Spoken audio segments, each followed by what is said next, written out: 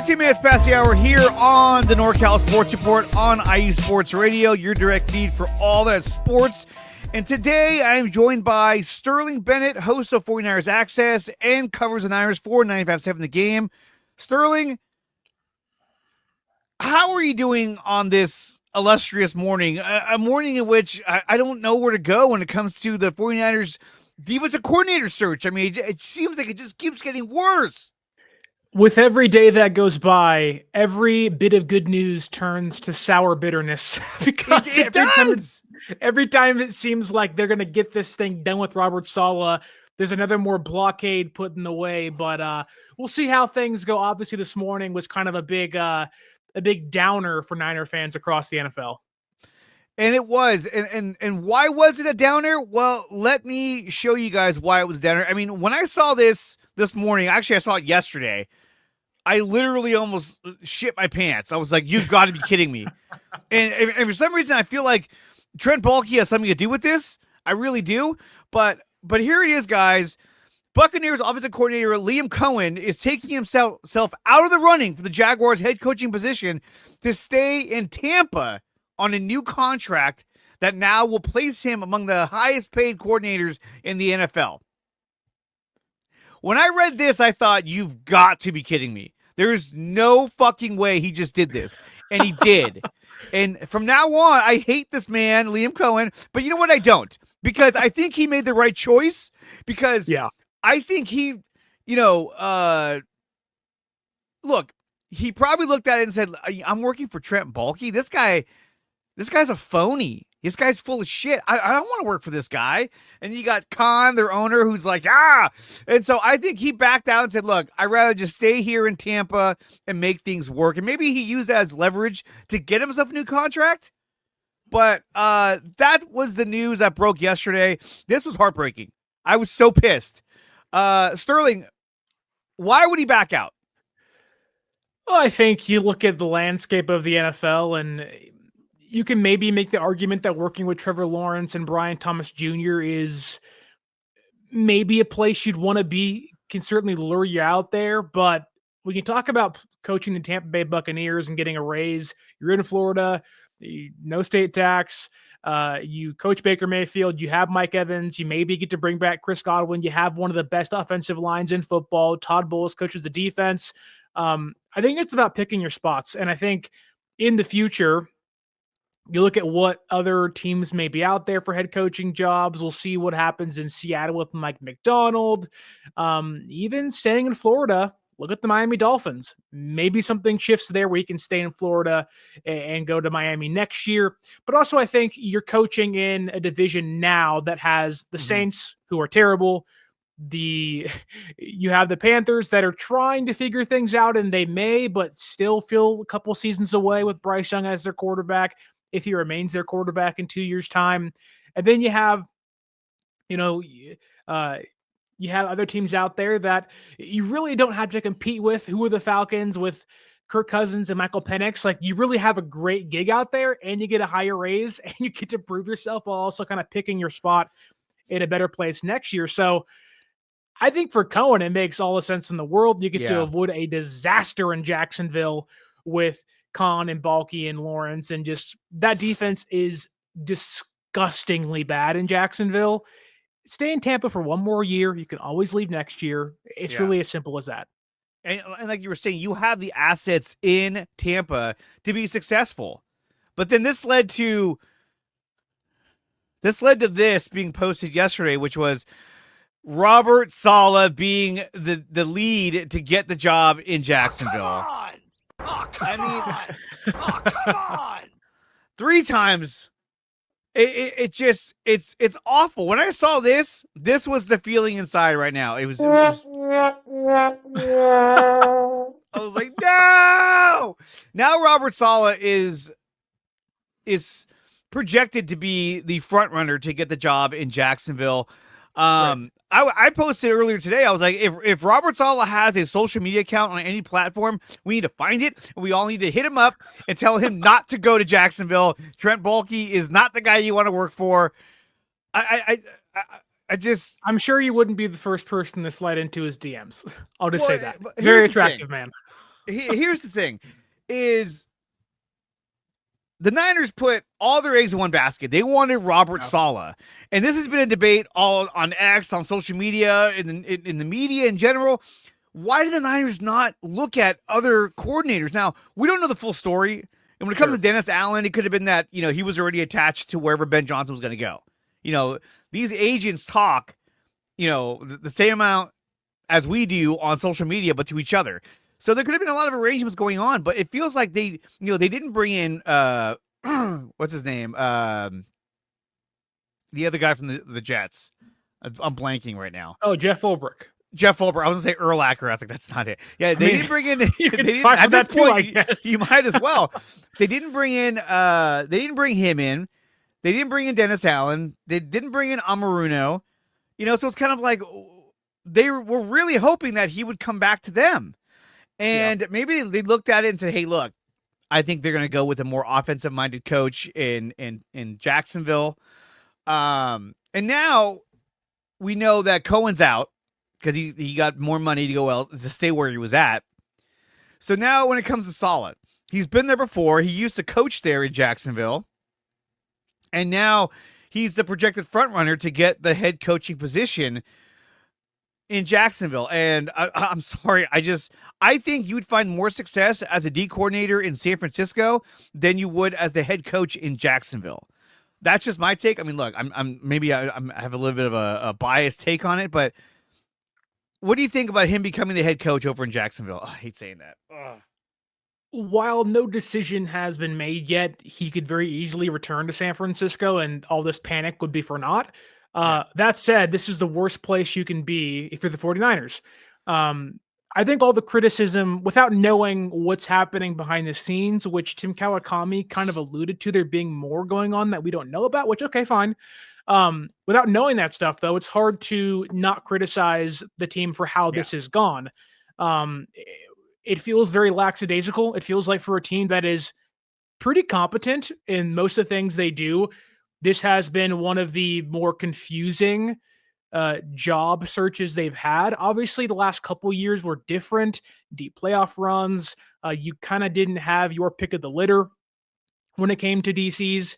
And they certainly tried. But that's the thing. It's like, even last year, when they went to the Super Bowl and they lost, they seemed more proactive after that game when it was calling Bill Belichick and calling the Chiefs about Steve Spagnuolo. Like, yet you don't go to the playoffs. You have an extra few weeks to work on things and talk to coaches, interview people, set things up for yourself to hopefully have a next great DC in the Bay Area. Mm-hmm. You don't. Now, maybe people turned it down, but usually those are things that get out to the media. I know there was some speculation that they had kind of informally talked to Jeff Ulbrich, which we have no idea what those conversations were, but he's gone now. Dennis Allen seems to be gone. He'll probably go to Chicago with Ben Johnson. And Arumo's in Indianapolis now. You really only have Saleh, which it seems like he may be going to Jacksonville if he gets that job. And don't forget, the Cowboys still need a head coach. The Raiders just hired a new GM. They need a head coach still, with Tom Brady in charge over there now. Mm-hmm. It's not like it's just Jacksonville, although they seem like the favorite. And maybe that is Saleh's first choice. This is like the worst place to be, because now instead of, okay, Saleh's our guy, we're going to give him the highest paid DC money in the league, and we are Saleh or bust. It's like we are so close to bust that you are going to be left behind with no options to turn to.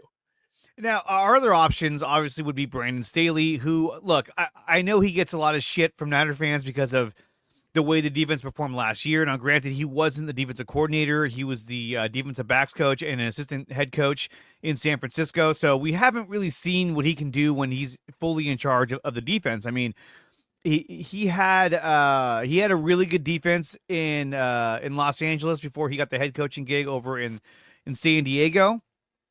And so I still think that he can do a lot of good things for the Niners. It just feels like, again, it's reminiscent of the Nick Sorensen hiring, where the options that we went for all said no or went elsewhere, and we just decided to promote from in-house. But I think we're really selling Brandon Staley really short in terms of like what he's going to be able to do. But at the same time, I really want Robert Saleh to come back. I'm hoping he doesn't go to Jacksonville. And the treachery of Trent Baalke will continue. And look, I mean, they're making us wait all week too. It went from he's gonna have his interview on Tuesday. Oh, he's gonna have it on Wednesday. Now it's gonna be on Thursday. He's gonna fly down there. Now it's on Friday. You're just like, wait, what day is this fucking thing on? I don't get it. And I feel like Trent Baalke, I know this is not the case, but personally, I feel like Trent Baalke is putting out all these fake information, like, tell him it's on Tuesday. Okay, tell him it's on Wednesday. Okay, Friday now. Just to piss off all the Niner fans. But now they literally hold this man hostage and say, we're going to offer you a bunch of money to be a head coach. And it's up to Robert Saleh to say yes or no. And we don't know. I mean, they may be interviewing somebody else as well, and he might not even be their top candidate. But I'll kind of see how it plays out. But like you said, the Jags defense is pretty terrible, so he'd have a huge process on his hands to kind of revamp that. My whole thing was that the Jags need a offensive-minded coach because they need someone to mentor Trevor Lawrence to get him going, because he was the number 1 overall draft pick, and he's not a bad quarterback, but he definitely hasn't thrived in Jacksonville. And so I think that's why Liam Cohen was hot on, he was high on their list, but now who knows where they're going to go. But we look at who else is there. So we got this right here that I wanted to share with you. So here's some lists of other defensive coordinators. One would be Gus Bradley. Gus Bradley is still out there, and he is the guy who hired Robert Saleh in Jacksonville as a linebackers coach. And this was the original Legion of Boom defensive coordinator, I want to say, over in Seattle. So this guy, he's really good as a defensive coordinator. Didn't have really good time over in Indianapolis. Didn't have much success as the head coach in Jacksonville. And then, of course, there's also, Matt Eberflus is also out there as well. Do you think there's a chance that the Niners have reached out to these two guys and have even talked to them? Oh, I think the Niners have 1,000% at least tossed out the idea of Gus Bradley. Gus Bradley's defense when he was in Seattle was the defense that Shanahan always points to as the one that gave him the most fits when he was the OC with the Falcons, and even before that. So there's a mutual respect there from both of those coaches, Shanahan and Bradley. I get you wouldn't have the schematic changes. There'd be a schematic continuity, which is what Shanahan wants, albeit wasn't really what he talked about during his post-season press conference. But one issue I have with Gus Bradley is that I don't care you're the godfather of this Seattle cover 3 defense. I get that sounds great, and you can pitch that to your fan base. And Gus Bradley, in his historic career, has not been a terrible coach, and there's so many great things that have kind of been taken from him along the way, hence Saleh, Ulbrich, and many others around the league. The issue is, and I get personnel plays a massive role into how good or how bad your defense can be. However, great coaches get the best out of their defense, right?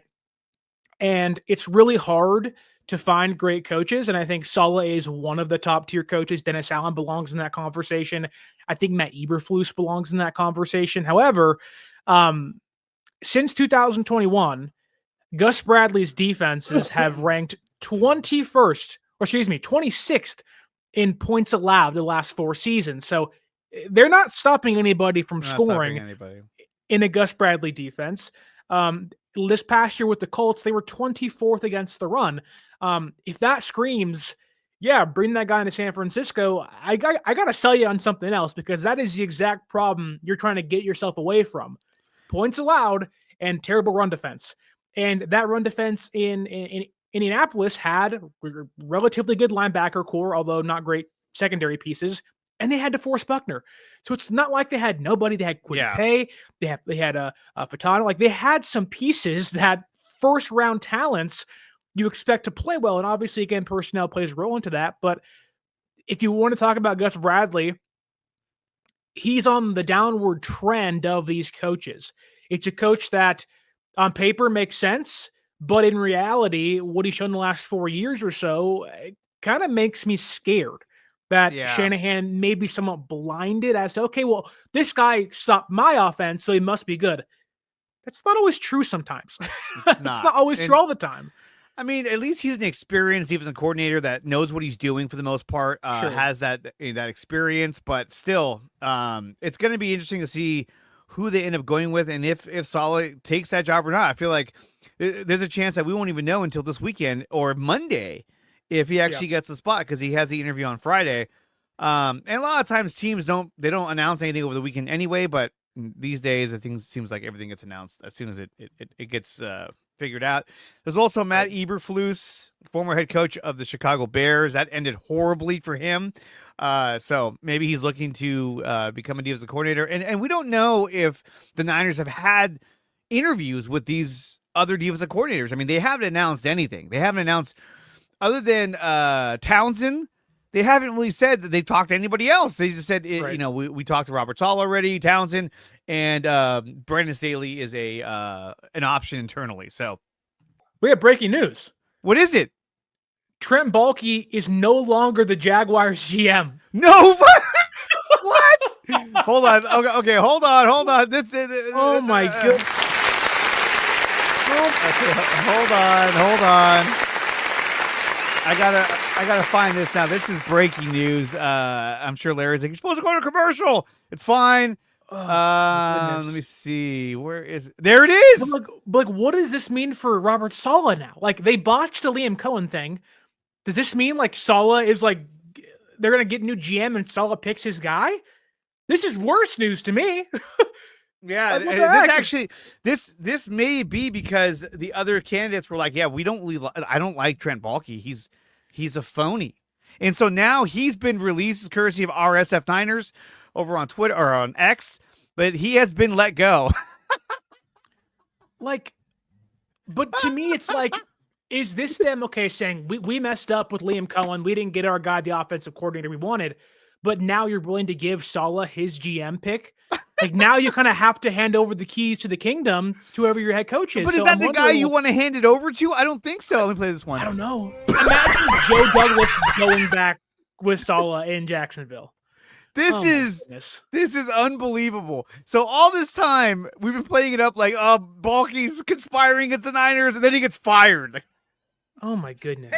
And Khan recently said that he did not feel that Trent Baalke influenced the decision making of coaches wanting to come here. Apparently, he thought wrong because now he's fired him. But like, why would you wait this long? Like, was Cohen declining the job the final straw? Because it must have been. Like, you fired Doug Peterson, you let Baalke make that decision, which I agreed with, but it's like, you can argue the issue in Jacksonville isn't coaching. It's personnel. Like, well, maybe what it is, Trayvon Walker over Aiden Hutchinson, and Walker's fine, but it's like Aiden Hutchinson's right there. Aiden a monster. Maybe it was the fact that he listened to what you were saying and he reached out to Jim Tom Sula and said, "Hey, you want to come back?" God. That's it. I'm done. Get him out of here. Oh and look, we've known this from the past, from his social interactions, is that Trent Baalke typically doesn't take responsibility for any of his failures. So more than likely, he was blaming it on everybody else. And then maybe Khan just said, you know what? I'm done. You're fired, dude. Get out of here. So this is great news for the world. Again, we're going to cheer for this. Trent Baalke has been fired. And I never cheer. I never applaud for anyone losing their job. But in this case, it's too easy. Well, it's like Brian Schneider and Nick Sorensen, Trent Baalke. You're okay with it at that point. Chip Kelly, you're okay with it. Like, okay, yeah. Potato Chip Kelly, man. But Trent Baalke is no longer making decisions in Jacksonville. How would that influence their next head coaching position? I don't know. And it could be that it was more than one candidate probably said, if he's there, I'm probably not going to take the job. And so Khan probably said, okay, why would you get this guy out of here? Does this mean that Saleh's going to take the job? Maybe, because now they got to find a new GM. But if you're Robert Saleh, you're like, wait a minute. Okay, so now you want to find a new GM. You want to hire me, and we got to really figure this out with the draft not that far away. To me, you have to have a GM before you have a coach. But in this case, I think he's going to go the other way around. Niners didn't. Niners didn't do that. But who do they go to now? I mean, like, what coach is the kind of guy you bring in that can run essentially everything? I don't think it's Robert Saleh. Who? Mike McCarthy would make some sense. Mike McCarthy. But he's like, I like the Cowboys. But yikes. Like that's nuts, dude. That's them firing Baalke a day before Saleh is supposed to fly out and 2 days before their interview. Either they're prepping for that or they're just like, look, we're not getting anybody we want. We've had a couple guys turn down the job here. You didn't get Ben Johnson. You didn't get Cohen. We're losing on candidates. Like, we don't have many people left.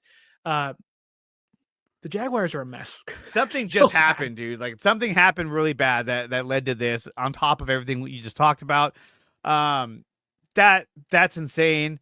And he can go join the couch with Mark Andrews, who dropped the ball to help tie the game. Goodness. They're both like, yeah, that's it. We fucked up. Him and Devondre Campbell is out there dabbing it up, eating some popcorn, watching football like Dwight Goodman after dodgeball. Oh, it's gonna be great. It is absolutely great. Sterling, thank you so much for coming on here and talking to me about NFL and Niners. Like always, dude, it's a pleasure to have you on. Where can everyone find you and all your content? And what do you got coming the rest of the week? Yeah, so on YouTube, you can find me at 49ers Access. We cover everything regarding the team. On social media, on X and Twitter, it's 49ers_access. The Instagram is 49ers.access. Everywhere podcasts are available, you can find me again at 49ers Access. And we may just have to talk about this Baalke stuff later today, so we'll see what happens. There we go. I can't believe this just happened. Oh, my God. Perfect. Wow. And all this time of like he's torturing us. I hate Baalke. Then he got fired. Man, it shows you that Khan is not as naive as maybe some of us may have thought. Unbelievable. I can't believe it happened right now, but I love it. Guys, you're listening to the NorCal Sports Report on IE Sports Radio, your direct feed for all that is sports.